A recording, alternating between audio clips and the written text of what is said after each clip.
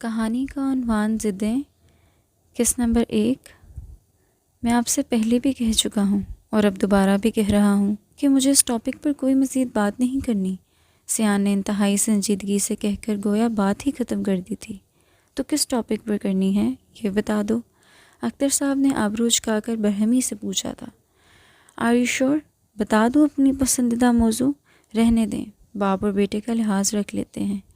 تمہیں کیا ملتا ہے ان کو ستا کر؟ الدان نے دانت پیستے ہوئے استفسار کیا تو وہ چونکا تھا۔ او بھائی صاحب آئے ہیں، کیسے ہیں آپ؟ ارے بھابھی آپ کیسی ہیں؟ بھول گئی ہیں کیا مجھے؟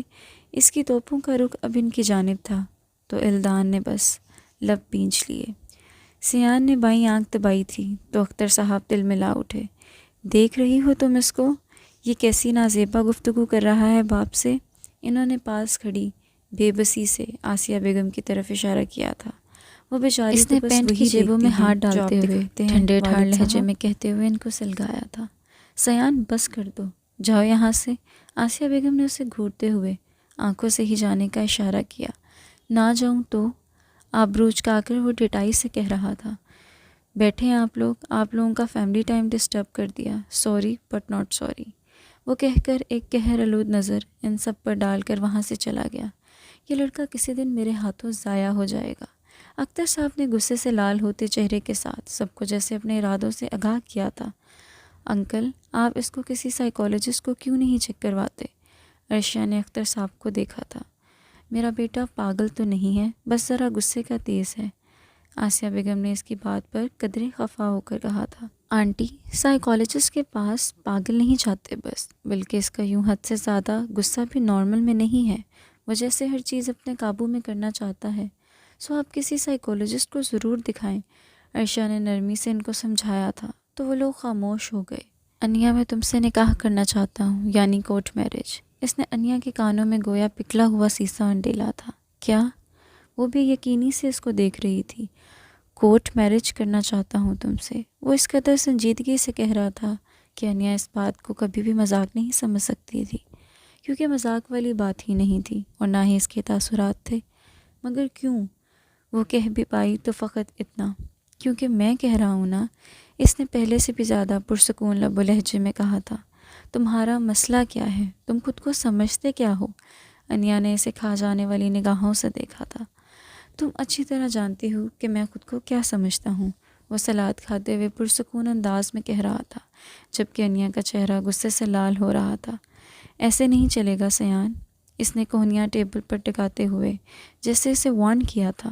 میں بھی ایسے ہی نہیں چلانا چاہتا، تبھی تو کہہ رہا ہوں کہ نکاح کر لیتے ہیں۔ سیان نے اسے پرسکون انداز میں کہا تھا کہ جیسے یہ بہت ہی عام اور چھوٹی سی بات ہو۔ انیا کئی ثانیے بے بسی سے اس کو دیکھتی رہی۔ جب انکل اور آنٹی راضی ہیں اور تم سے خود کہہ رہے ہیں تو تم کیوں کورٹ میرج کرنا چاہتے ہو؟ انیا کو اس کی اس بے تکی فرمائش بلکہ ضد کی بالکل سمجھ نہیں آ رہی تھی، اس لیے دکھ سے استفسار کیا تھا۔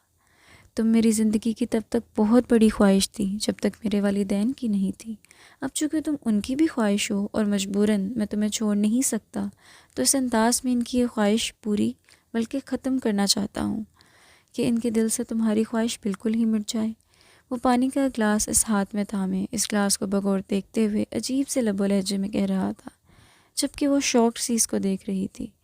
تم مجھے ان کے دل سے اتارنا چاہتے ہو؟ وہ اس کی بات سے جو سمجھ پائی تھی تو آبرو جھکاتے ہوئے شک پر یقین کی مہر ثبت کروانے کو اسے دیکھا تھا۔ ہاں، میں چاہتا ہوں کہ جو مجھے عزیز ہو وہ ان کو عزیز نہ ہو، کیونکہ اگر وہ ان کو عزیز ہو تو آف کورس میرے دل سے اتر جائے گا۔ سیان کو سب سے زیادہ سمجھنے کا دعویٰ اس پر انیا کا دھرے کا دھرا رہ گیا تھا، کیونکہ وہ کچھ بھی کر سکتی تھی مگر سیان کو نہیں سمجھ سکتی تھی۔ اگر تم مجھے ان کے دل سے اتار دو گے تو یہ سب کچھ بہت مشکل ہو جائے گا پھر، انیا نے آہستگی سے کہا۔ تمہارے لیے ان کے دل میں رہنا کیوں میٹر کرتا ہے؟ کیا میرے دل میں رہنا کافی نہیں ہے؟ اس نے غصے سے سرخ آنکھیں اس پر گاڑتے ہوئے بھویں اکٹھی کی۔ تم بہت غیر فطری باتیں کر رہے ہو، ہمارے لیے خاندان کے بغیر رہنا ناممکن ہے۔ تم ابھی غصے میں ہو، سو ایسی باتیں کر رہے ہو جب تم، وہ نرم و ملائم لہجے میں سے دیکھتے ہوئے سمجھا رہی تھی، جب سیان نے انتہائی سنجیدگی سے اس کو روکا تھا۔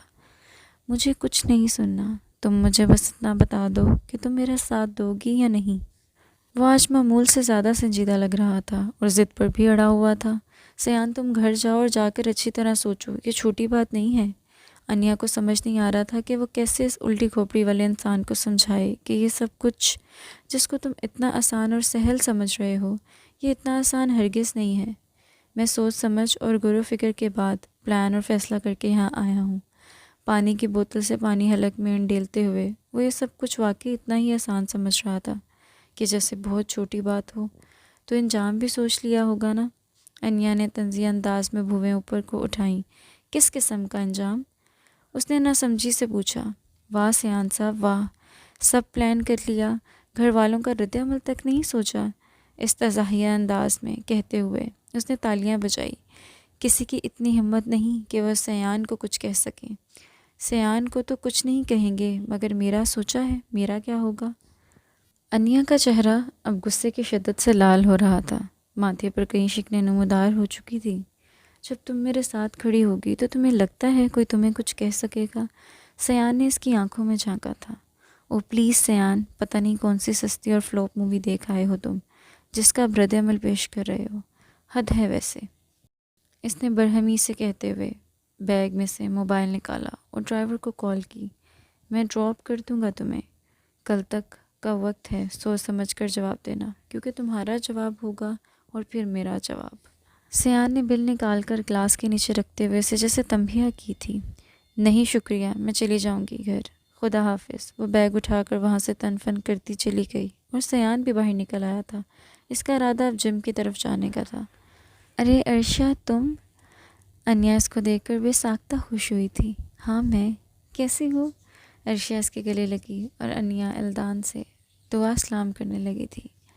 کہیں سے نہیں لگتا کہ الدان بھائی اور سیان بھائی ہیں۔ ویسے میری اور عرشا کی فطرت میں بھی تو کافی فرق ہے۔ 100 بار لڑائی ہوئی ہے، مگر میں تو کبھی یوں بدگمان نہیں ہوئی جیسے وہ ہو کر بیٹھا ہے۔ اس نے لب پیچھتے ہوئے سوچا تھا۔ کیا سوچ رہی ہو؟ عرشا نے اسے خاموش دیکھ کر پوچھا تھا۔ کچھ خاص نہیں، تم رہو گی نا آج؟ پلیز رہ جاؤ، مجھے کچھ اہم باتیں کرنی ہیں۔ انیا نے آبرو جھکاتے ہوئے پوچھا تو اس نے سامنے اشارہ کیا جہاں الدان ماما بابا سے باتیں کر رہا تھا کہ اس سے اجازت لے لو۔ الدان بھائی آج اس کو یہاں ہی رہنے دیں پلیز، مجھے بہت سی باتیں کرنی ہیں، انیا نے منہ بنا کر کہا تھا۔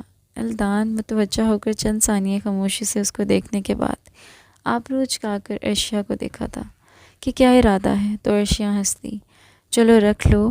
الدان نے انیا کو دیکھا۔ تھینک یو بھائی، وہ بے ساختہ خوش ہوئی۔ وہ دونوں بہنیں ٹیرس پر بیٹھی ہوئی تھیں، چائے عرشا ہی بنا کر لائی تھی۔ اس کی شادی کو چند ماہ ہی ہوئے تھے۔ عرشا اور الدان کے والدین آپس میں سیکنڈ کزنز تھے۔ انیا اور سیان کی فقط اس لیے ہی آپس میں بن پائی تھی کہ وہ دونوں اتفاق سے کلاس فیلو تھے، اور پھر محبت کے جال میں دونوں ہی پھنس گئے تھے۔ انیا کیا ہوا؟ اتنا کیوں الجھی ہوئی ہو؟ عرشا نے پیار سے پچکارتے ہوئے پوچھا۔ اسکلم زویا مجید چودھری قسط جاری ہے۔